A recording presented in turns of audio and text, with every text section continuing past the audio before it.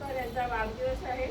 सर्वप्रथम मी आमच्या भजनी मंडळातर्फे त्यांना वाढदिवसाच्या खूप खूप शुभेच्छा देते आणि त्यांचं पुढचं आयुष्य आरोग्याचे, आनंदाचे, धगधगीचे जावो अशी मी परमेश्वर चरणी प्रार्थना करते.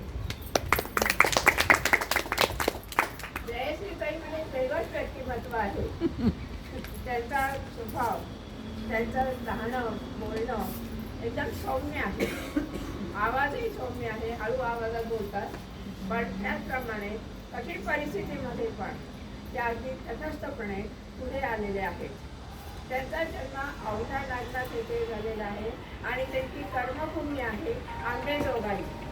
आणि आता पुढचा काळ त्यांचा पुणे शहरामध्ये जातो आहे. अशा तीर्थक्षेत्रामध्ये त्यांचा वावर झालेला आहे. तेथील संस्काराचा परिणाम त्यांच्यावर झालेला आहे.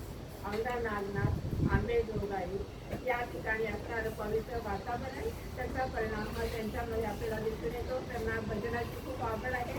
नेहमी नवीन नवीन भजनं त्या खेळत असतात आणि चांगल्या प्रकारे त्या भजनं सादर करतात.